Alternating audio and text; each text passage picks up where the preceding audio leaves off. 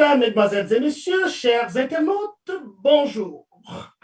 Je suis très ravi de vous retrouver une fois de plus sur l'émission Perspective et Prospective, le Congo, la Renaissance, sur TLR TV. Aujourd'hui, nous avons un invité, Monsieur Alphonse Maboussou. Monsieur Alphonse Maboussou est expert dans les affaires pétrolières. Il va nous entretenir sur le potentiel minier du Congo-Brazzaville et le paradoxe du sous-développement. Alors, sans plus tarder, bonjour Monsieur Alphonse Maboussou. Bonjour Monsieur Goma. Comment allez-vous aujourd'hui? Je vais bien, merci. Alors, Monsieur Maboussou, est-ce que vous pouvez nous dire un peu plus sur vous-même? Qui êtes-vous, Monsieur Maboussou? Je suis donc Alphonse Maboussou, informaticien formé à l'Institut africain d'informatique du Gabon en 1984. J'ai très tôt rejoint l'Office congolais d'informatique avant d'aller à la Banque internationale du Congo où j'ai développé les applications bancaires de cette banque. Puis, je suis allé à l'unité d'afforestation industrielle du Congo qui faisait le planting des eucalyptus autour de Pointe-Noire. J'ai développé donc des applications d'informatique de gestion pour cette société et aussi à l'hôpital Assissé où j'ai fait la facturation. Voilà. Okay. Et après j'ai dû rejoindre Schlumberger, le numéro 1 mondial de la sous-traitance pétrolière, des services pétroliers, voilà, par voie de concours, où j'ai passé tout mon cursus géologique et pétrophysique, avant de me spécialiser dans les banques de données pétrolières, où j'ai été le pionnier donc, au niveau de Sonangol pour créer la banque de données de l'Angola, banque de données pétrolières de l'Angola. Très bien. J'ai presté aussi à la Société nationale des hydrocarbures du Cameroun. Donc, j'y ai installé la banque de données. J'ai fait la même chose à la Direction générale des hydrocarbures du Gabon, couplé avec la société pétroline de M. Dossou Aouaré. Nous avons travaillé à Genève pour l'ensemble des données du Gabon. Et après, j'ai fait quelques travaux pour la Société nationale des hydrocarbures de la Côte d'Ivoire qu'on appelle Petrosi. Voilà. Par la suite, je suis retourné au Congo où j'ai réalisé le monitoring des tankers venant s'approvisionner à Ngeno pour le compte de Total. Et j'ai managé avec Intérim 2000 les travaux de finition de la plateforme de l'ICOUF de Moho-Nord, ensemble avec Total et Hyundai, où nous y avons placé 300 techniciens de très haut niveau congolais dans le cadre de la mise à disposition du personnel pour finaliser en fait et rendre opérationnelle cette plateforme in situ.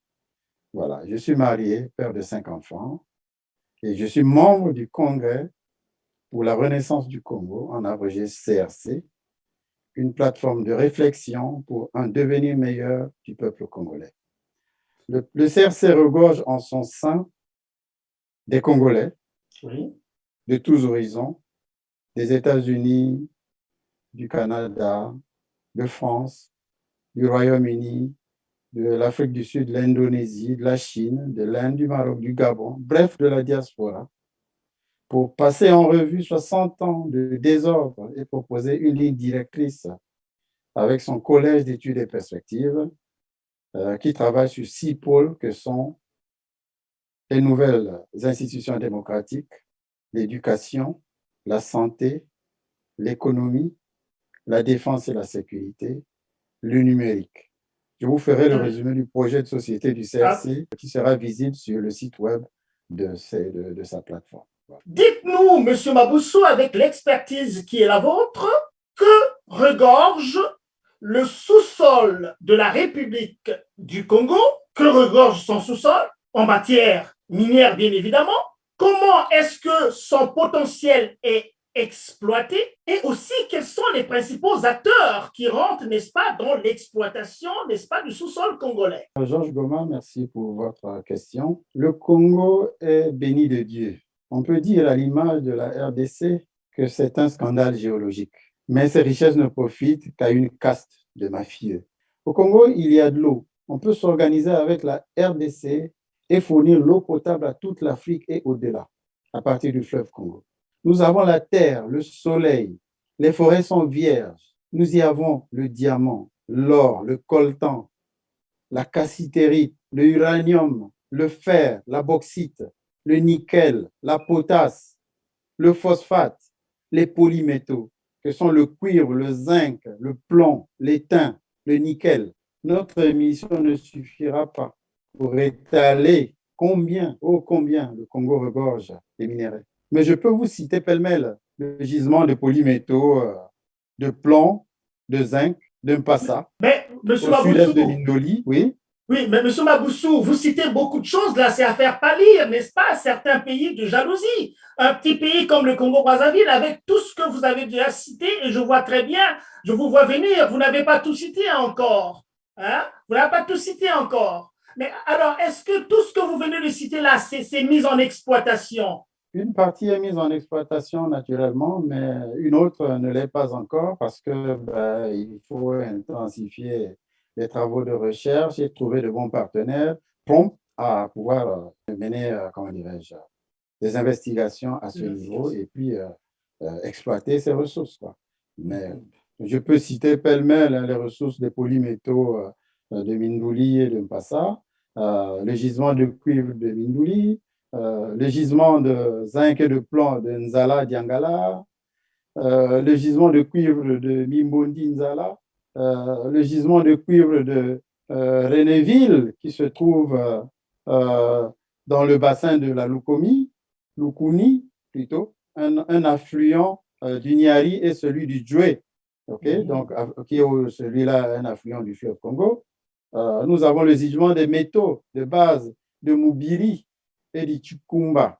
Il y en a à foison partout. La potasse qui part de Titondi jusqu'à Kakamweka. Vous avez les gisements des polymétaux de la Bouenza à l'ouest de l'Outété, etc., jusqu'à Bokosongo. Donc, c'est disséminé dans toute la République. Je ne parle pas encore de la partie nord, où vous avez le fer de Nabeba, qui va rencontrer le mont Ivino, la rive du fleuve Ivino du côté du Gabon et tout. Donc, c'est disséminé partout. Il faille intensifier l'exploration et l'exploitation de ces gisements et utiliser à bon escient cet argent pour permettre au Congo d'y trouver pleinement leur compte. Mais là, j'ai envie de vous poser cette question toujours pour essayer dans cette architecture que vous nous brossez un peu sur la carte minière du Congo-Brazzaville. Vous n'avez pas encore parlé du pétrole, vous n'avez pas encore parlé du bois. Quand on essaie de voir un peu ce qui est exploité au Congo, on met beaucoup l'accent sur le pétrole, M. Maboussou. Tout à fait, on met beaucoup d'accent sur le pétrole. Le bois, d'ailleurs, on l'a oublié depuis 1972. On avait commencé par le bois et l'agriculture, d'ailleurs. Mais depuis que nous avions découvert le pétrole, le Congolais est devenu paresseux. Vous vous rappelez qu'il fut un slogan de cette époque-là où on disait Yaka Noki Noki, Tike Nayo Ekofutama. Ça veut dire qu'il y avait de la place dans la fonction publique. Les gens arrivaient, ils étaient récupérés à la Tiémé et immédiatement placés à la fonction publique parce que n'oubliez pas qu'à cette époque-là, il y avait le parti dirigeait l'État. Donc, il y avait la trilogie déterminante. Donc, le parti, le syndicat et la direction générale. Monsieur Maboussou, le désordre du Congo est parti par là. Quand vous parlez le Yaka Noki Noki, certainement que les Congolais vous comprendront très très bien, mais vous comprenez que cette émission ne s'adresse pas seulement au Congo. Essayez de nous expliquer c'est quoi ce principe de Yaka Noki Noki là. Est-ce que ça, quel sens ça pour comprendre les choses? C'est le patronage par le truchement des affinités ethniques au détriment de la méritocratie. Et cela a plongé le Congo dans la médiocrité la plus hideuse que nous constatons de nos jours. Voilà quoi. Alors, si je vous comprends très bien que les responsables politiques au pouvoir à Brazzaville, sur la base de ces affinités ethniques, faisaient venir, n'est-ce pas, des gens de leur village, disons les choses comme ça doit se dire, dans leur village, et des gens qui n'ont pas forcément une expertise donnée pour être à la direction, par exemple, de certaines entreprises ou à être à des postes bien déterminés. Est-ce que c'est cela qu'on va entendre? C'est bien cela. Je vais vous prendre l'exemple, enfin, à contrario de ce qui s'est fait par d'autres, qui étaient plutôt, qui est à saluer. Monsieur André Milongo est resté Premier ministre de la Transition, mais il n'a pas pris sa famille. Il n'a pas placé les membres de sa famille chez Total dans les différentes administrations de l'État. Il en est de même de M. Lissouba, que l'on disait même qu'il n'avait peut-être pas de parents autour de lui, en dehors de sa fille, qui était sa conseillère diplomatique, naturellement. Mais qui a-t-il placé qui soit membre de sa famille, comme ce que nous voyons, nous constatons aujourd'hui? C'est même aller au-delà du raisonnable. Voilà. Et si les gens avaient au moins la compétence, ça pouvait se comprendre. Mais allez leur faire les tests, vous comprendrez ce que ça veut dire. Mais quand vous le dites, c'est-à-dire un rapport comparatif par rapport au régime actuel qui cumule avec les 13 ans avant et la période post-guerre civile, et aujourd'hui, on va vers les 40 ans de gouvernance. Et c'est autour, est-ce qu'on est d'accord que c'est autour de ce type de gouvernance qu'on voit un peu cette médiocratie? Et tout à fait. Les Congolais le savent. Hein. Le fer de Mayoko est géré par qui? Par un certain monsieur Obambi Paul, qui n'a de référence qu'au Congo. À l'international, il est inconnu. Voilà. De toute façon, il avait sa propre société qu'on appelle Translo et sa pro. On peut me dire ce que deviennent ces sociétés-là? Lui qui est président de la Chambre de commerce de Brazzaville à vie, en fait, et tant qu'il se rend aux affaires, il sera là. Voyez-vous? Vous prenez l'exemple de l'exploitation pétrolière, vous y trouverez des sociétés comme AOGC appartenant au conseiller spécial, au conseiller des hydrocarbures du chef de l'État, qui est aussi président directeur général d'une société privée de pétrole. Est-ce que c'est normal? Qui fait le juge, il est à la fois juge et parti. Vous prendrez Petro-Congo, qui semble être aussi une société affiliée au pouvoir. Vous prenez Petro-Quilou, Prest Oil, Ifuret, Continent, Orient Oil, Pepa Oil. La liste est longue. La liste est longue. Dites-moi aujourd'hui, y a-t-il une société des dignitaires du pouvoir qui seraient restés une vingtaine d'années, disons 23 ans, depuis qu'ils ont, ou 24 ans, depuis qu'ils sont aux affaires, après leur guerre, quelle société a prospéré? Et quel Congolais en a tiré profit? Voilà toutes les questions que l'on peut se poser. À vous entendre, vous êtes en train de dire ceci, à moins que je me trompe, vous me le direz, que la plupart des sociétés, des entreprises installées au Congo, on penserait à première vue que ce sont des entreprises congolaises. Mais ces entreprises n'ont de nom que cela. Au fond, ça appartient à des personnes, des individus qui sont affiliés au pouvoir quand on regarde un peu à la loupe. Et je me rappelle aussi, à l'époque aussi, on avait la compagnie aérienne. Et même sur le chemin de fer, à l'époque, je pense à Souhan, on disait aux gens que ça ne rentrait pas dans le trésor public, c'était la propriété des gens. Madame Sassou Nguesso, je peux me tromper également, était propriétaire d'un certain nombre d'actifs ou bien d'entreprises. Et on peut multiplier les exemples comme on le dit, là, comme vous le dites là, M. Maboussou. Tout à fait, les exemples sont en foison. Nous constatons simplement que le pays est en dérive. Il va falloir rectifier le tir pour que cette constitution qui a été taillée sur mesure à l'image de celui qui gère le Congo aujourd'hui, où il est stipulé que tout acte, tout accord, toute convention, tout arrangement administratif ou tout autre fait qui a pour conséquence de priver la nation de tout ou partie de ses ressources, des propres moyens d'existence tirés de ses ressources naturelles ou de ses richesses, est considéré comme crime de pillage et puni par la loi. Mais malheureusement, cet article 44 de la Constitution est quasiment en opposition avec un autre article, l'article 96, qui dit quoi? Que aucune poursuite pour des faits qualifiés crime ou délit ou pour manquement grave à ses devoirs commis à l'occasion de l'exercice de sa fonction ne peut plus être exercé contre le président de la République après la cessation de ses fonctions. Voyez-vous, donc, tant qu'il est aux affaires, il est couvert par une certaine immunité, mais une fois qu'il n'y est plus, alors qu'il a fait des forfaitures, ben, écoutez, on peut pas, la Constitution ne nous y permettrait pas. Voyez-vous le Congo dans quel état ça se trouve? Voyez-vous? Je vous reprends au banc, M. Maboussou. Là, vous parlez, d'accord, de l'exploitation dans l'ensemble d'entreprises, mais de l'autre côté, vous avez mentionné les textes qui existent. Bon, c'est une façon aussi de dire que finalement, les Congolais, le Congolais lambda, ne s'occupe pas de ces textes-là, ne participe pas à la vie civile au Congo-Brazzaville, parce que dire des choses clairement dans des textes, et parmi les textes les plus fondamentaux, comme la Constitution, vous venez de le dire, et pratiquer complètement autre chose, et que les Congolais regardent faire des choses comme ça. Il y a des chambres, il y a un Sénat, il y a une Assemblée nationale, et les députés sont censés être élus par les populations. Ce serait quand même un espace approprié pour que les Congolais puissent demander des comptes à ceux qui les gouvernent, non? Les députés, les sénateurs sont motus, bouche cousue. Pour Voilà. quelle raison? Ben, écoutez, l'épée de Damoclès est sur la tête de tous les Congolais, avec la sécurité. Voyez-vous?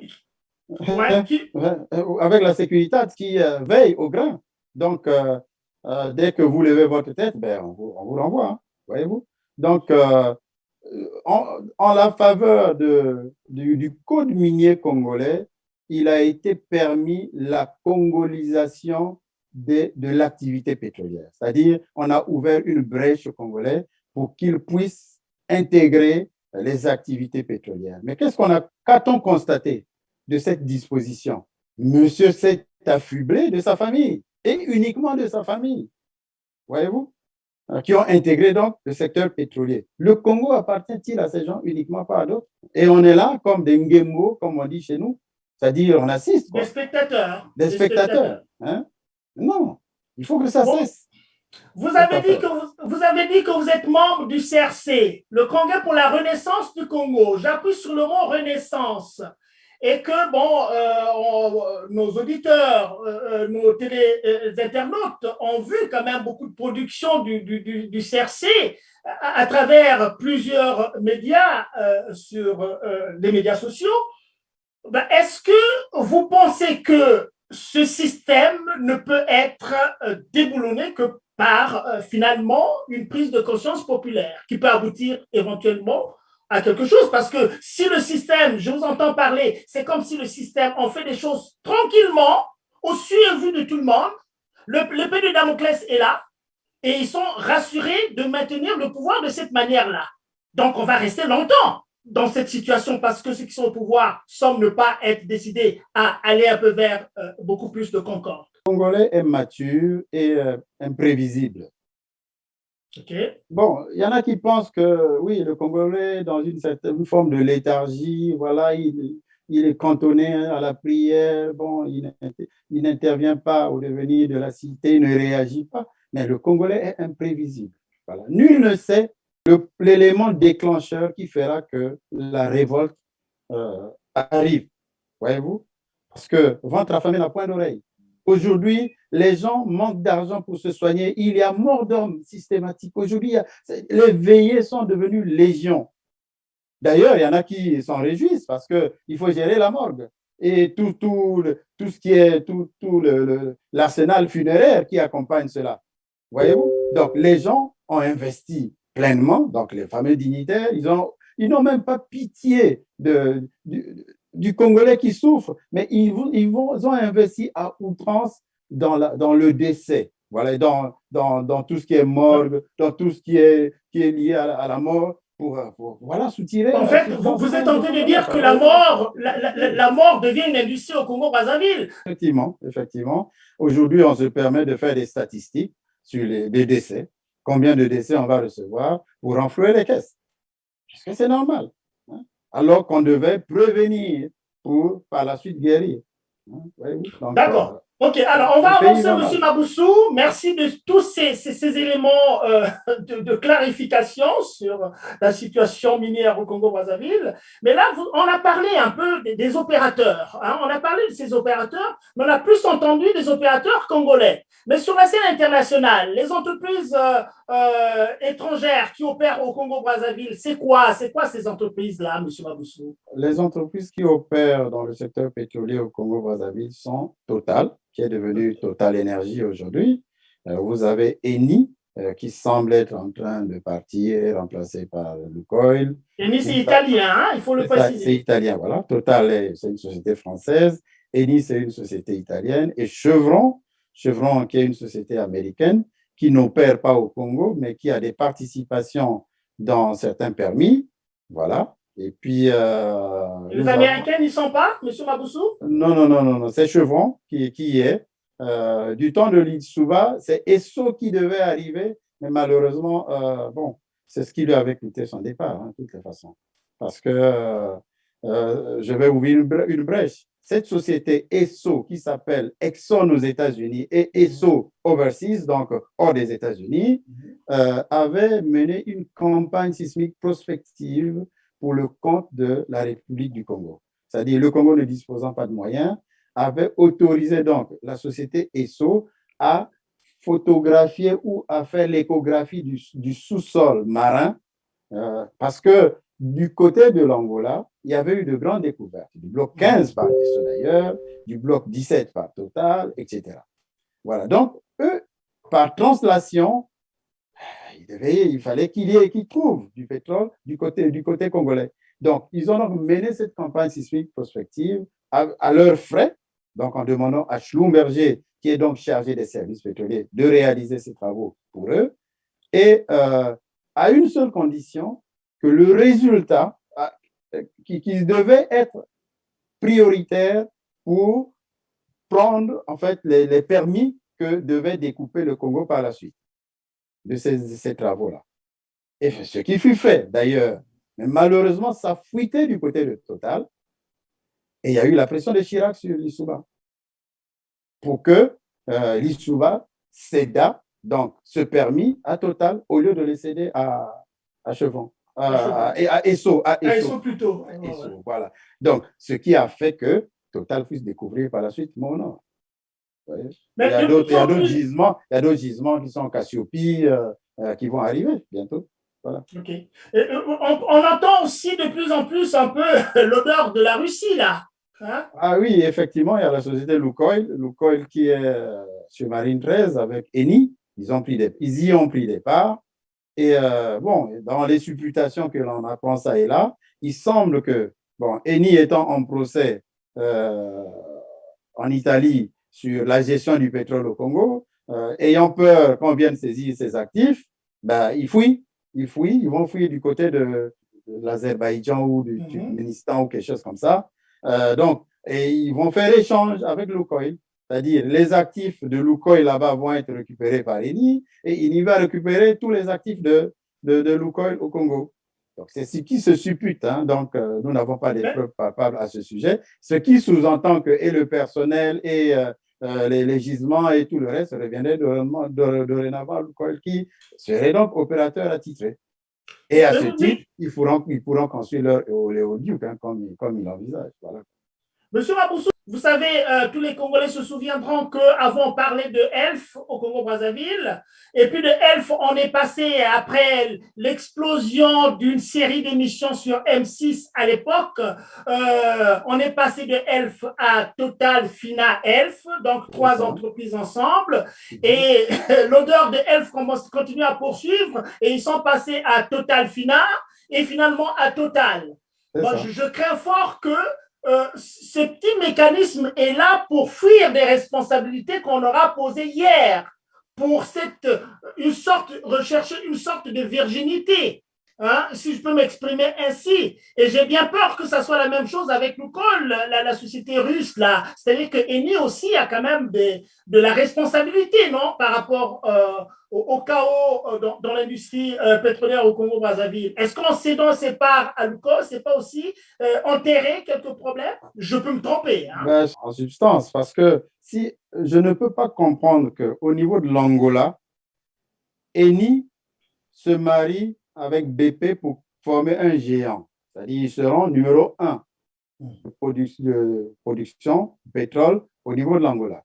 Et juste à côté, alors que le Congo peut lui servir de backup, voyez-vous, à tout point de vue, hein, à tout point de vue dans le domaine de l'activité pétrolière. S'il y a un cas de force majeure en Angola, ben, on se replie au Congo, vice-versa, voyez-vous. Mais je ne peux pas comprendre ben, qu'il quitte le Congo pour se retrouver loin, au Turkménistan, alors que Lukoil a ses propres carottes à gérer. Maintenant, pour ce qui est de Total, qui va passer à Total Énergie ou qui est passé à Total Énergie, c'est en fait pour intégrer les énergies renouvelables et puis Okay. envisager le futur avec.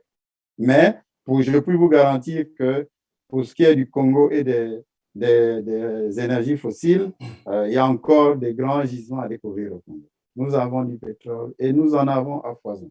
Il suffit de mettre les thèmes appropriés de recherche, nous finirons par les découvrir, ces gisements-là. Et en ce moment-là, chaque Congolais aura réellement sa part. Monsieur Maboussou, vous êtes passé à droit de savoir de chez Monsieur Christian Perrin, où on vous a entendu parler évidemment de ce pétrole congolais. Bon, alors, ma question ici pour la gouverne de nos internautes qui ne connaissent pas toujours comment ça se passe, on a beaucoup parlé des contrats de partage de production. On a beaucoup entendu ça, surtout au début des années 90.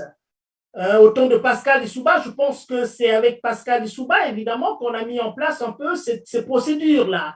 Est-ce que vous pouvez essayer de nous expliquer davantage et ce que sont devenus ces contrats de partage de production aujourd'hui? Voilà. Lorsque le président Lissouba arrive aux affaires, il constate que les contrats de concession étaient d'actualité. Que C'est quoi les stipule, contrats de concession? voilà, les contrats de concession stipulent que euh, la société pétrolière qui vient explorer, donc faire la recherche et exploiter, c'est-à-dire exploiter les gisements qu'il aura trouvés, paye au titre de l'impôt société, après analyse de son bilan d'exercice budgétaire, donc l'impôt société à l'État qui donc autorise à cette société d'exercer dans son pays. Et 15% de la production donc, du gisement qui a été découvert irait donc à la société nationale de l'époque qui était la société Hydro-Congo. Donc, le Congo avait donc 15% de la part de production et devait donc vérifier la comptabilité des sociétés pétrolières pour en tirer la substance au titre de l'impôt société.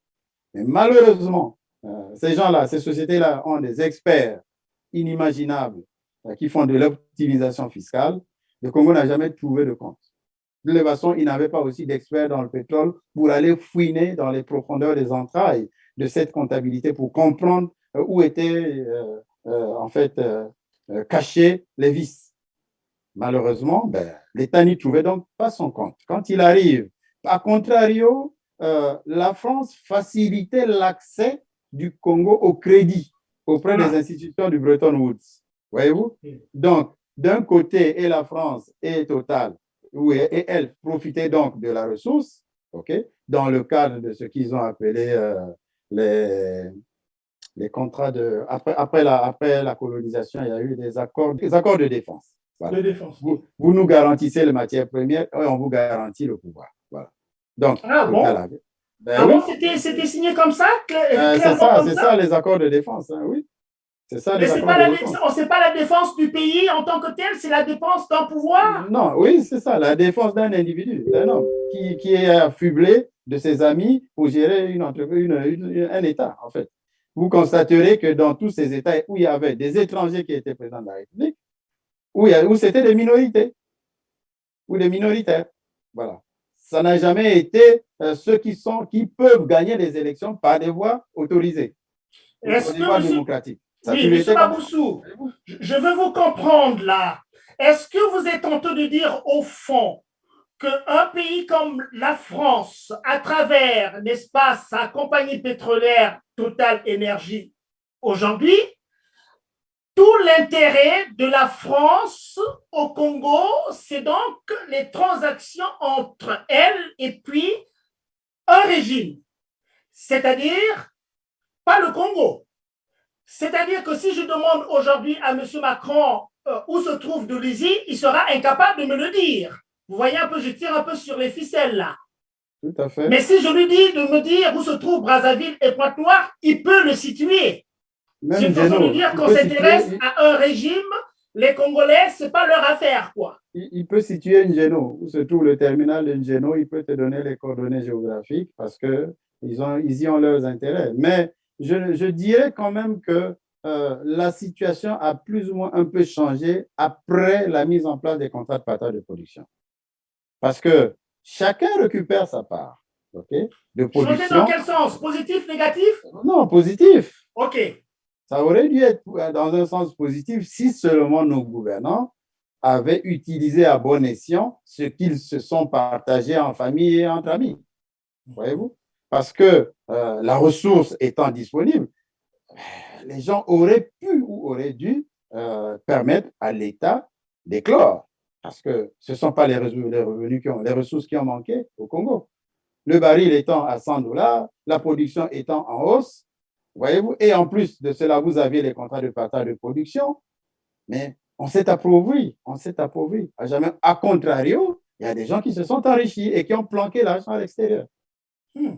Voyez-vous? Donc, pour revenir à la situation des sociétés pétrolières étrangères, je dirais que n'y sont pour rien aujourd'hui. Elles font leur travail, elles tirent la substance de leur travail. Je vais vous donner un exemple. En 2018, Total a pu engranger 5 000 milliards de dollars. Voyez-vous? Eni en a engrangé 1,5 milliard de dollars. Ça, c'est officiel. On ne peut pas me dire que le Congo n'a rien eu.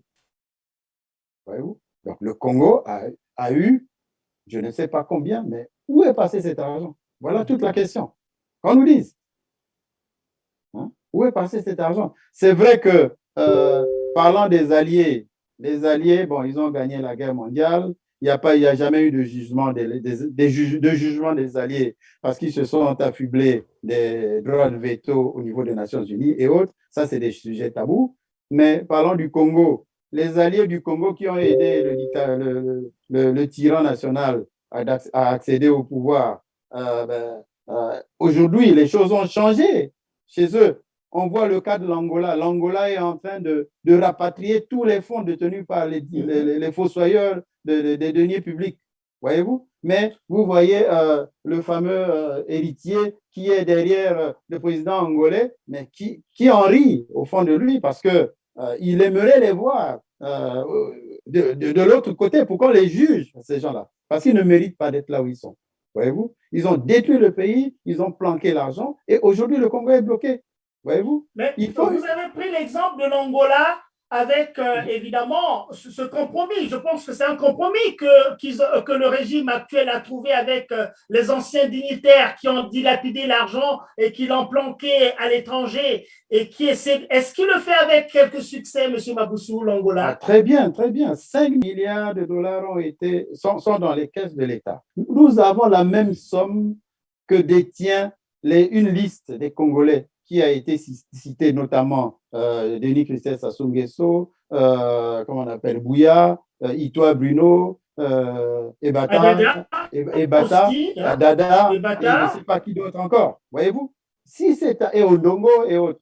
Si cet argent peut rentrer au Congo, je vous assure que avec le projet de société que le CRC se propose de mettre sur pied, et aussi en négociant une sorte de paix des braves, parce que le Congolais n'est pas violent. Le Congolais n'aime pas la violence. Voyez-vous? On peut se surpasser et comprendre ses frères qui ont fauté pour les ramener à l'ordre et repartir sur de nouvelles bases. Mais Oui, Monsieur Maboussou, je rebondis là-dessus, en fait. Hein. Le Congolais n'est pas violent, ça c'est bien vrai. La paix des braves, il faut la susciter, cette paix des braves-là. Mais je suis tenté de vous poser cette question, Monsieur Maboussou. Bon, on le croit à tort ou à raison que c'est la France qui maintient le régime de Denis Sassou Nguesso au pouvoir par tous les moyens. Est-ce que cela est vrai? Parce que finalement, si on avait introduit une sorte d'orthodoxie financière dans le pays, la quote-part qui revient au pays suffirait pour développer ce pays. C'est-à-dire que les Français n'auront pas à s'inquiéter de ce que va devenir leur contrat au Congo-Brazzaville. Naturellement, vous avez pleinement raison sur toute la ligne. Mais aujourd'hui, voyons, attendons voir, parce que aujourd'hui, il se suppute que Lukoil et les nouveaux amis vont arriver, certainement qu'ils vont titiller. Ils vont titiller, comment on appelle, celui qui a des liens séculaires avec le Congo. Donc, peut-être que ça peut entraîner d'autres réflexions à très haut niveau, permettant effectivement à la majorité des Congolais d'y trouver leur compte. Parce que nous n'avons pas besoin de déranger la France. Okay? La France a tout son compte au Congo. Nous sommes unis par des liens séculaires, comme je venais de le dire. Nous allons leur garantir tout ce dont ils ont besoin, pourvu que nous allions vers des partenariats gagnant-gagnant. Okay? Nous avons besoin de transformer nos matières premières sur place. Nous avons déjà les contrats de partage de production. C'est largement suffisant pour permettre aux Congolais de se développer. Parce que ceux qui ont dilapidé les fonds, qui les avaient utilisés pour le bien-être des Congolais, M. Sassou Nguesso, je l'appellerai président, il serait là ad vitam aeternam. Non? Les problèmes sont trop gros maintenant, là. Il faut pousser la France à changer de fusil d'épaule, peut-être aussi. Parce que par le passé, on voit quand même qu'il y a des choses qui ont été assez flagrantes. L'activisme du ministre français des Affaires étrangères au Congo-Brazzaville est assez flagrant là, dans le soutien à Denis Sassou Nguesso. Il y a un renversement de tendance aujourd'hui parce que il y a une pression qui s'exerce sur la France, de la diaspora, voyez-vous, des diasporas, je dirais, des diasporas africaines et autres, parce que tous les pays francophones d'Afrique, okay, ils font pression sur Macron et au-delà pour que la donne change. Donc, il y a un écho qui va un peu dans ce sens, même si la France ne peut pas lâcher du lest, parce qu'il a tout intérêt à vouloir que le franc CFA soit toujours là et autres. Mais au-delà du franc CFA, au-delà des scénarios qui existent, le Congo peut toujours trouver ses comptes. Voilà pourquoi je lance un appel à la France, okay, d'accepter de travailler avec les majorités silencieuses africaines. Okay? Parce que dans ces majorités silencieuses, il y a un gisement d'intelligence, okay, et de savoir-être qui permettront à l'Afrique d'éclore. La France y a tout à gagner que de voir cette misère qui est étalée sur la place mondiale. C'est vraiment et la France, elle risque aussi de se faire éclabousser quand même par les conneries qui se font du côté de Brazzaville aussi. À un certain moment, il faut s'en départir aussi, non? Absolument. Voyez-vous que les biens mal acquis des dignitaires du Gabon, du Congo, de la Guinée équatoriale sont entre les mains de la France aujourd'hui. Ils ont créé un compte à la caisse de dépôt et de consignation où ils y ont logé une partie des biens qui étaient dans les banques, de l'argent qui se trouvait dans les comptes, et aussi des biens immobiliers qu'ils ont revendus et reversés. Bon, maintenant, ils sont en train de voir dans quelle mesure ils peuvent restituer ces fonds. Au départ, ils parlaient de l'aide au développement, mais c'est l'argent des Congolais, des Équato-Guinéens et des Gabonais. On ne peut pas parler de l'aide au développement. Ces notions d'aide au développement, il faut que ça cesse. On n'en a pas besoin. Nous avons nos ressources. C'est nous qui pouvons aider la France, okay, à se maintenir. Ce n'est pas à la France de nous aider. On n'a pas besoin de son aide. Hein, parce que si on nous laisse tranquilles, en paix, le Congo va se développer. Et les Congolais savent, les Africains savent se retrouver au Mbongi pour régler leurs palabres. Voyez-vous, pas avec le crépitement des armes ou le D'accord. cliquetis Voilà quoi. Bon, passons à cette autre question, M. Baboussou, si vous me le permettez. Ben, le Congo, au Brazzaville, c'est à un moment ou à un autre, ou à plusieurs fois, s'est retrouvé dans une posture où où il a été débiteur de plusieurs sociétés pétrolières qui opèrent, n'est-ce pas, sur ces champs pétroliers. Alors, c'est quand même aussi quelque chose qu'on n'arrive pas à comprendre, jusqu'à se retrouver même dans une situation de surendettement ou d'un endettement insoutenable. C'est pas moi qui le dis, il y a les institutions internationales, y compris le Fonds monétaire international, qui l'ont dit clairement que le Congo était dans une situation d'endettement insupportable. L'endettement, la dette extérieure, y compris la dette intérieure. Alors, comment un pays aussi pétrolier, là nous n'avons parlé que du pétrole, il y a le bois aussi qui continue à exploiter, même si vous avez dit que voilà, ça a disparu depuis les années 80, mais ça continue à être exploité. Et puis aussi, je vais terminer cet élément encore, peut-être vous allez ramasser ça dans votre réponse. Le Congo a été un pays socialiste, c'est-à-dire que tout le monde devenait fonctionnaire. On n'avait pas développé l'initiative privée. Ou bien quand on a pensé à développer l'initiative privée, c'est tout récemment avec l'avènement de la démocratie. Voyez. Alors, comment se fait-il que, avec près de 70 000 fonctionnaires seulement, c'est-à-dire les gens dont l'État doit s'occuper, on arrive à plus de 30 mois de salaire impayé chez les travailleurs et davantage chez les retraités et les étudiants qui n'ont pas leur bourse. Comment est-ce qu'on s'est retrouvé dans une telle situation avec 70 000 fonctionnaires seulement? En fait, il y a deux points que je vois sur les différentes questions que vous venez de me poser ou que tu venais de me poser. Le premier point, c'est la première dette qui avait été apurée par l'ISUBA. Par l'ISUBA? Oui, tout à fait. Cette dette était générée par le fait qu'il y avait les contrats de concession. Les 15% qui revenaient donc à Hydro-Congo ne suffisaient pas au Congo à prendre en main ses charges. Donc, il était impossible d'avoir un budget équilibré. Voilà. Maintenant, quand l'ISUBA arrive avec les contrats de partage de production, avec la TVA qu'il avait instaurée, avec la réduction du train de vie de l'État, il a apuré les 3 000 milliards de CFA que nous devions. Voilà. Maintenant, en 97, rebelote. Rebelote parce qu'on a fait la guerre, on a imposé une guerre au Congo, et quand il y a eu embellie, et on a augmenté de facto les fonctionnaires, le budget de la fonction publique, voilà, de 12 milliards environ de masse salariale, d'assiette salariale des fonctionnaires, on est passé à 47. Aujourd'hui, on parle même de 80, parce que j'écoutais M. Mirassa, qui effectivement, qui parlait du directeur de la CREF, qui lui parlait de 60 milliards, alors que le Premier ministre, Mwamba, sortant, il lui parlait d'une assiette de 80 milliards. Donc, eux-mêmes, ils n'ont pas la maîtrise déjà de ce qu'ils gèrent. Donc, du fait des municipalisations accélérées, le Congo s'est surendetté. Municipalisations accélérées qui n'ont servi à rien du tout. À rien. On a construit des stades de football, on a construit des palais du président il doit y passer la nuit une fois tous les 5 ans. On a construit des aéroports voilà, où il n'y a pas d'avion. On a construit quoi encore? Des espèces de routes. Hein. Quand l'ISUBA était aux affaires, il parlait des autoroutes qui devaient être construites. Non, nous, on nous présente des routes. Voilà. Et on dit que oui, le Congo, on peut partir du nord au sud, et tout, de l'est à l'ouest.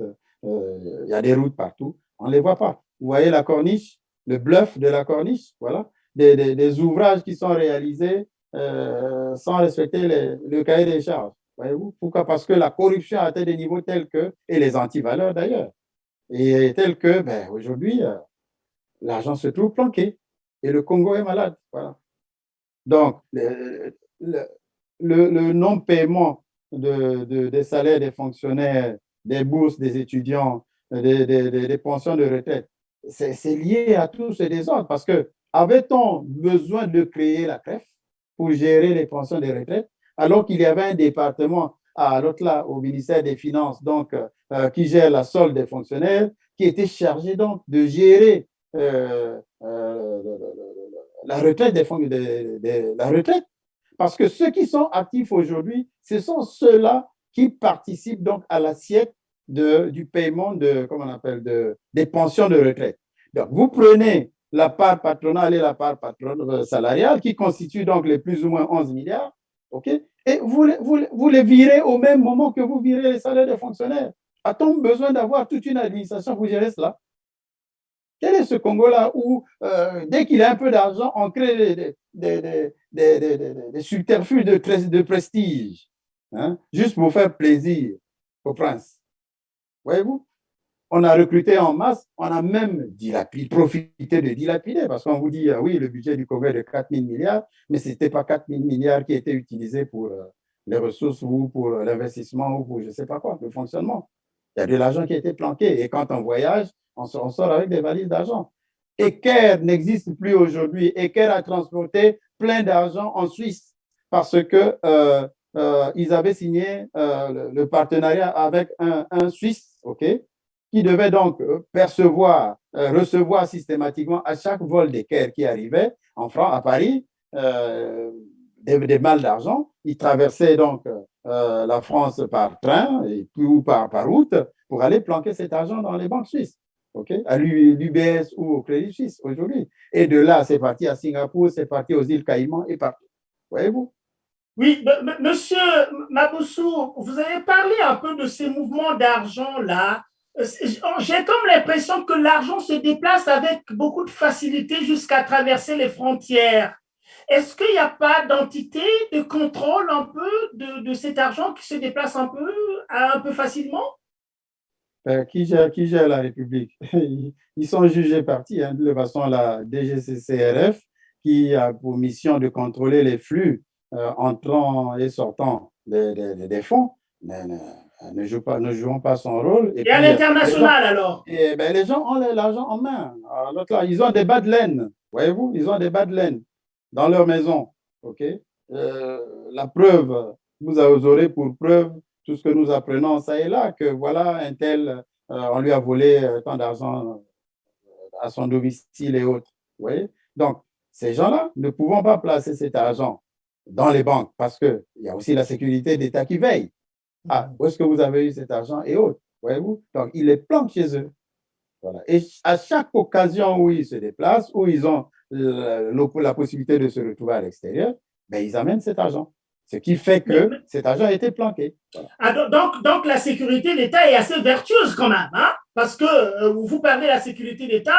Est-ce que la sécurité d'État n'est pas affiliée aux gens qui sont au pouvoir? Est-ce qu'il n'y a pas des combinatoires à ce niveau-là? Ils sont affiliés à certaines personnes, pas tous les gens qui sont au pouvoir. Parce que si vous avez des comptes, vous aujourd'hui, ouvrez un compte au Congo, mettez 1 milliard dedans, le surlendemain, vous serez filé. Oui, vous serez filé. Même les dignitaires qui ne sont vraiment, qui ne sont pas le week-end au village, okay, et qui ne parlent pas patois avec eux, ils ne mettent pas l'argent en banque. Hein. À l'extérieur, oui, mais pas au Congo. Parce qu'ils se savent filer. Le jour où ils ouvrent la gueule, ben, on leur brandit tout ce qu'ils ont. Je suis un peu tenté de vous poser la question, de quelle manière un peu les Congolais bénéficient finalement de leur richesse? Les Congolais sont là spectateurs, comme je disais, Ngembo, de tout ce qui se passe. Okay? Malheureusement, ils n'ont accès à rien. Il manque rien l'eau, du tout, rien du tout. Ben, il manque l'eau, il n'y a plus d'électricité, il n'y a pas d'électricité. C'est le même tralala, ils ne se soignent pas, ils ne mangent pas à satiété et autres. Donc, ben, ils assistent les autres. Je ne sais pas s'ils sont heureux d'être dans ce Congo-là. Hein? Parce que les Congolais ne profitent pas des richesses du pays. On a détruit l'école, on a détruit la santé, on a tout détruit. Et puis voilà, et les gens sont là. Il y en a qui meurent parce qu'il leur manque 1000 francs pour aller acheter le médicament. Qu'est-ce qu'ils achètent? Les médicaments de rue et autres, qui précipitent aussi leur mort. Vous voyez? Donc, il faut une paix des bras, comme on dit, une paix des bras pour refaire le Congo et permettre aux générations d'après de prendre le relais, d'avoir un Congo assaini où il fait bon vivre. Bon, alors, avant de passer un peu à ce que vous recommandez au niveau du CRC, Monsieur Maboussou, le pétrole, on l'exploite au Congo-Brazzaville depuis les années 50 quand même aussi. Hein. Les années 60, les Guillaumas, on connaît un peu avec les Guillaumas et tout ce monde qui s'est succédé. Et puis, on se retrouve quand même face à un paradoxe qui devient très insoutenable. Un pays riche, très riche, et un pays pauvre et très, très pauvre. Y a-t-il un espoir, monsieur Maboussou? Ah oui, tout à fait, il y a un espoir. Il suffit de se surpasser, de reconnaître ses erreurs et de se mettre ensemble, okay, comme un seul homme, pour rebâtir le Congo. Parce que rien n'est perdu. Il y a des errements qui se font au niveau de l'administration congolaise. Okay? Je vous parlerai, je vous citerai l'exemple de la SNPC. Okay? Le rôle que joue la SNPC aujourd'hui ne devrait pas être celui-là. Voyez-vous? Que devrait-on faire au niveau de la SNPC ou même des mines? Si vous prenez l'exemple des mines, le Congo n'a que 10%. On ne va pas ressusciter Pascal Lissouba pour venir négocier des contrats de partage de production avec les sociétés minières, sachant que l'État n'en tire que 10%. Ça sous-entend quoi? Ça sous-entend peut-être, hein, je dis bien peut-être, que les dignitaires sont cachés dans les parts de ces sociétés-là, puisqu'on ne donne à l'État que 10%. Ouais. Ils ne sont pas bêtes, hein, mais ils sont intelligents pour eux-mêmes, pour leur ventre et leur bas-ventre. Pas celui du peuple congolais. Et c'est mauvais, ça. Alors, on a compris que le CRC travaille beaucoup. Dans son organisation, il y a beaucoup de commissions qui travaillent. Et vous avez dit également que le CRC travaille avec le CEP, Collège Études et Perspectives, qui est une émanation du CRC. Alors, qu'est-ce que vous pensez apporter de nouveau? Ou bien comment vous envisagez ce Congo nouveau autour, n'est-ce pas, de ce potentiel-là?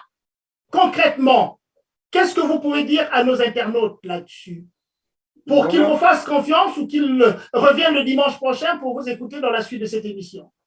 Voilà, le CRC préconise une transition, voyez-vous, une transition qu'on peut appeler conférence économique, tout ce que l'on veut, mais ce ne sera pas la conférence nationale comme avant, mais ce sera un cadre légal de surpassement de soi où toutes les filles et tous les fils du Congo se retrouveront pour revoir 60 ans de désordre. Pourquoi nous avons tant reculé alors que nous étions un modèle? OK? Revoyons cela, rebâtissons un nouveau Congo pour que les enfants puissent prendre le relais et ainsi de suite. Voilà simplement ce que le CRC veut. Maintenant, à cela, il faut négocier avec les partenaires bilatéraux et multilatéraux du Congo. Les dettes sont immenses, OK? Mais il faut qu'on passe en revue toutes ces dettes, OK? Tout le désordre qui a été perpétré, il faut qu'il y ait des audits qui soient effectués pour que l'on comprenne et qu'on apporte des mesures correctives à cela. Voyez-vous? Et en plus, oui. Oui, mais je voudrais que tout le monde comprenne un peu la démarche qui est la vôtre au CRC, puisque vous l'avez dit, vous l'avez proclamé à qui voulez vous l'entendre. Le CRC préconise un soulèvement populaire. Est-ce que le soulèvement populaire est compatible avec ce que vous préconisez là, c'est-à-dire rassembler tout le monde autour d'un forum et ainsi de suite? C'est vrai que j'ai parlé des alliés tout à l'heure. Il faut bien que on ne peut parler de réconciliation sans justice. Okay? On ne peut pas parler de réparation sans jugement. Okay? Voilà pourquoi nous ne voulons pas utiliser les armes pour démettre nos frères qui ont failli. Mais il faut négocier ce qu'on appelle une paix des braves. Mais ce n'est pas pour que le PCT puisse imposer une ligne directrice à suivre. Ils sont arrivés au summum de leur réflexion et autres. Il n'y a plus de cohérence. Ils ont voulu du pouvoir. Ils ont eu le pouvoir pour le pouvoir jusqu'à l'incohérence que nous constatons aujourd'hui. À tout point de vue, il y a des goulots d'étranglement partout. Donc, le PCT n'a plus rien à vendre aux Congolais. Sinon que vouloir rester aux affaires pour se protéger et puis protéger leurs intérêts. Maintenant, si le peuple pense qu'il y a insistance au niveau de ses dirigeants à ne pas vouloir céder le pouvoir, à lui de prendre ses responsabilités parce que c'est au peuple que revient toute la légitimité. Hein. Mais ce n'est pas le CRC qui prendra les armes pour aller détourner je ne sais pas qui. C'est le peuple qui doit se mettre au devant pour prendre ses responsabilités et toutes ses responsabilités. Voilà. On a comme l'impression que les gens au pouvoir ont pris la résolution peut-être camouflée de faire souffrir les Congolais. Parce qu'ils voient très bien que leurs congénères souffrent et qu'ils ont beaucoup d'argent planqué à l'étranger. Vous savez, au CRC, nous prenons un postulat qu'on appelle le TAS. Okay? Oui. T étant le tribalisme, A comme étant l'argent, C comme étant la corruption et E comme étant l'ego surdimensionné. Donc, ce sont là des vertus que nous voulons incarner. Donc, au CRC, vous ne trouverez pas des gens corrompus du PCT. Vous ne les trouverez pas. Okay? Vous ne trouverez pas des gens qui sont sujets à la corruption ou à aimer l'argent comme... Bon, c'est vrai, il y en a qui vont vous dire vous n'êtes pas encore aux affaires quand vous le serez, mais nous prévoirons les garde-fous permettant à quiconque qui se trouverait enfreint à la loi d'être frappé. Voilà. Je vous donne à l'image de la création d'un secrétariat permanent du gouvernement qui aura pour charge de nommer les cadres de haut niveau, de la haute hiérarchie administrative. Donc, ce ne sera ni un ministre, ni le président de la République, ni encore moins le Premier ministre qui le ferait. Mais ce serait le secrétariat permanent du gouvernement avec un cabinet de recrutement qui, eux, ils analyseront les curriculum vitae des uns et des autres et ils mettront à la disposition de chaque chef, chaque ministre, comment on appelle, le personnel approprié pouvant l'accompagner dans sa tâche. Qui ne serait pas en respectant l'équilibre ethnique qui est une richesse pour le Congo. Parce que nous avons plusieurs ethnies, mais essayons de valoriser nos ethnies. Pourquoi seulement une seule ethnie? Hein? Ou on a suivi quelqu'un, un général, dire que de l'avenir des Mbouchi, l'avenir des Mbouchi, l'avenir des Mbouchi. C'est grave, c'est très grave. Qu'est-ce qu'il entendait par là, l'avenir des Mbouchi? Ils ont détruit le Congo. Si le Congo renaît, que ferait-on de ces gens-là qui ont détruit le Congo?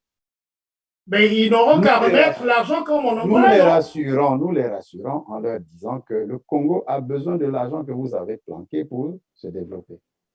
Ramenez l'argent, vous aurez toute votre place. Nous allons démilitariser tout le monde. Et puis voilà. Le Congo n'a même pas besoin d'une armée. On a été en guerre contre qui? Contre quel pays depuis que le Congo existe? Un empereur qui s'affuble, bon, il a honte de ne pas être déjà maréchal et puis empereur, parce que il a fait la guerre contre son peuple en se faisant aider par les voisins. Ok, monsieur Mabousson, on va vers la fin de notre émission. Si je vous demandais un peu une série de recommandations par rapport à 3 grands acteurs. Certainement les acteurs au pouvoir, la population congolaise et aussi la diaspora, parce que la diaspora, c'est depuis aussi constitué quand même, ce n'est plus seulement la diaspora, mais une force politique. On voit très bien comment est-ce qu'avec les médias sociaux, est-ce que la diaspora influence l'ensemble du jeu politique en Afrique, au Congo et en Afrique d'une manière générale. Au Congo, nous avons 13 départements. 13 départements, oui. Oui. Les 12 départements du Congo, plus le 13e, qu'est la diaspora. OK. Que je peux considérer comme étant un département et pas des moindres. Pas des moindres. Parce que dans ce Congo que nous voulons développer, la diaspora a tout son rôle à jouer parce que toutes les intelligences qui s'y trouvent doivent participer, contribuer, participer. Ils n'ont pas besoin de... Tout le monde veut rentrer au Congo. Mais sauf que dans ce Congo-là, personne ne se retrouve. Et quand vous passez avec une belle voiture, on veut savoir, mais qui est-il? Qui est-il? Et autres. Il faut que ce soit seulement les dignitaires. Non, il faut qu'on crée des richesses. Okay? Qu'on ne montre plus la maison d'un tel, ça c'est la maison du fils de... Non. Tous les Congolais peuvent être riches. Voilà pourquoi les solutions que préconise le CRC dans le cadre de l'agriculture, du commerce, de la santé, sont à poison. Les Congolais s'y retrouveront. Et ce ne sont pas les Ebembadoula que nous mangeons. Ce seront les poulets batékés, okay, produits par les Congolais. Et les safoules, demi-safoules d'ailleurs. Ouais. Pensez-vous que les gens au pouvoir, vraiment, puissent vous comprendre quand vous dites cela? Ceux qui sont au pouvoir, ils ne rigolent pas sur votre tranche quand ils vous entendent dire ça? Mais attendons voir. De toutes les façons, ils sont à leur énième plan de développement. Ça va accoucher d'une souris. Et à la fin, ils diront quoi? Que c'est la COVID qui a fait qu'ils ne puissent pas exécuter, ou que c'est le prix du baril qui a fait qu'ils ne puissent pas exécuter et autres. Oui, c'est parce que le Congo est bloqué aujourd'hui. Il n'arrive pas à signer avec le Fonds monétaire international. Si on se met ensemble avec nos frères, on va apurer toutes ces dettes-là. Voyez-vous? On va appeler au Djedj pour qu'il nous dise qu'est-ce que le Congo lui doit. Qu'est-ce qu'il a réalisé au Congo pour que le Congo lui doit tant d'argent. On va régler tous les contentieux que le pouvoir a avec les Senins, une société australienne et autres. Les Exaro. Exaro arrivent au Congo en 2015. Ils sont arrivés au Congo quelques années auparavant. Ils ont fait l'exploration de Mayoko. Ils ont découvert un grand gisement, le deuxième ou le troisième au monde. Voyez-vous? Et au moment de l'exploitation de ce gisement, ils attendent que le contrat soit signé. Or, entre-temps, ils ont entreposé plus de 8000 conteneurs, okay, de locomotives en pièces détachées, de rails et tout le matériau nécessaire pour construire le chemin de fer partant de Mayoko jusqu'au port en eau profonde qui devait se construire au large de Pointe-Noire. Qu'a-t-on constaté? Les dignitaires ont exigé qu'ils reçoivent leur commission parce que en 2015, ils étaient en ballottage, Mokoko pouvait passer, pouvait ne pas passer et autres. Ils ont bloqué le projet à l'Assemblée nationale. Qu'est-ce que Exaro a fait, DMC Exaro a fait? Ils ont plié bagage. Qui a récupéré l'ouvrage? C'est Obambi Paul, qui n'a aucune auréole en international. Qu'est-ce qu'il en a fait? Il a fait banqueroute. Il a fait banqueroute. Oui. À la recherche des partenaires. Donc, vous, si vous voulez signer avec un tel partenariat, avec un tel, ça ne marche pas. Vous vous retrouvez avec un autre. Mais le Congo va se retrouver avec plein de procès sur la place internationale. Et ils vont céder ça à quelle génération? Les choses sont assez claires, très claires même. Nos internautes ont eu le loisir de bien comprendre que le Congo est un pays très, très, très riche et que le fait qu'il soit parmi les pays pauvres, il y a une responsabilité qui est liée à la gouvernance. Et que malgré le tragique auquel on a fait aboutir le pays par rapport, n'est-ce pas, à cette gestion chaotique, il y a encore la possibilité de reprendre le pays en main. Et on vous avait dit également qu'il y a des gens qui travaillent là-dessus, notamment le CRC et certainement d'autres organisations aussi. Et pour la semaine prochaine, nous serons encore avec vous, Monsieur Maboussou, parce que dans la programmation que nous avons faite, il y a une suite, mais une suite qui va s'articuler autour, n'est-ce pas, de cette perspective-là, cette perspective. Donc, une fois de plus, merci d'avoir été notre invité, d'avoir accepté notre invitation, et surtout, merci à toutes les personnes qui nous ont gentiment reçus chez eux pour écouter Perspective, prospective, le Congo, la Renaissance. Merci encore et à la semaine prochaine.